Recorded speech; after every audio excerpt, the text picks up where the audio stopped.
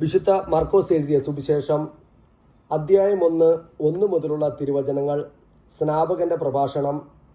ദൈവപുത്രനായ യേശു ക്രിസ്തുവിൻ്റെ സുവിശേഷത്തിൻ്റെ ആരംഭം. ഇതാ, നിനക്ക് മുമ്പേ ഞാൻ എൻ്റെ ദൂതനെ അയക്കുന്നു. അവൻ നിന്റെ വഴി ഒരുക്കും.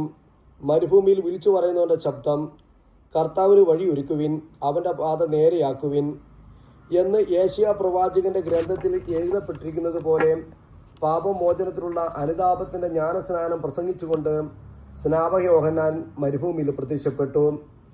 യൂദയ മുഴുവനിലെയും ജെറുസലേമിലെയും ജനങ്ങൾ അവൻ്റെ അടുത്തെത്തി. അവർ പാപങ്ങൾ ഏറ്റുപറഞ്ഞ് ജോർദാൻ നദിയിൽ വെച്ച് സ്നാനം സ്വീകരിച്ചു. യോഹന്നാൻ ഒട്ടക രോമം കൊണ്ടുള്ള വസ്ത്രം ധരിച്ചിരുന്നു. അരയിൽ തോൽപ്പട്ട ചുറ്റിയിരുന്നു. വെട്ടുകിളിയും കാട്ടുതേനും ആയിരുന്നു അവൻ്റെ ഭക്ഷണം. അവൻ ഇപ്രകാരം ഉദ്ഘോഷിച്ചു: എന്നേക്കാൾ ശക്തനായവൻ എൻ്റെ പിന്നാലെ വരുന്നു. കുനിഞ്ഞ് അവൻ്റെ ചെരുപ്പിൻ്റെ വള്ളികൾ അഴിക്കാൻ പോലും ഞാൻ യോഗ്യനല്ല.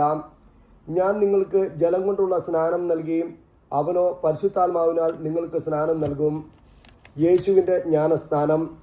അന്നൊരിക്കൽ യേശു ഗലീലി നസറത്തിൽ വന്ന് ജോർദാനിൽ വെച്ച് യോഹന്നാനിൽ നിന്ന് സ്നാനം സ്വീകരിച്ചു. വെള്ളത്തിൽ നിന്ന് കയറുമ്പോൾ പെട്ടെന്ന് ആകാശം പിളരുന്നതും ആത്മാവ് പ്രാവിൻ്റെ രൂപത്തിൽ തൻ്റെ മേൽ ഇറങ്ങി വരുന്നതും അവൻ കണ്ടു. സ്വർഗത്തിൽ നിന്ന് ഒരു സ്വരമുണ്ടായി: നീ എൻ്റെ പ്രിയപുത്രൻ, നിന്നിൽ ഞാൻ പ്രസാദിച്ചിരിക്കുന്നു. മരുഭൂമിയിലെ പരീക്ഷ.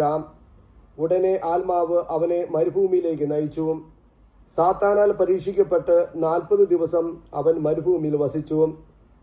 അവൻ വന്യമൃഗങ്ങളോട് കൂടിയായിരുന്നു. ദേവദൂതന്മാർ അവനെ ശുശ്രൂഷിച്ചു. ദൗത്യം ആരംഭിക്കുന്നു.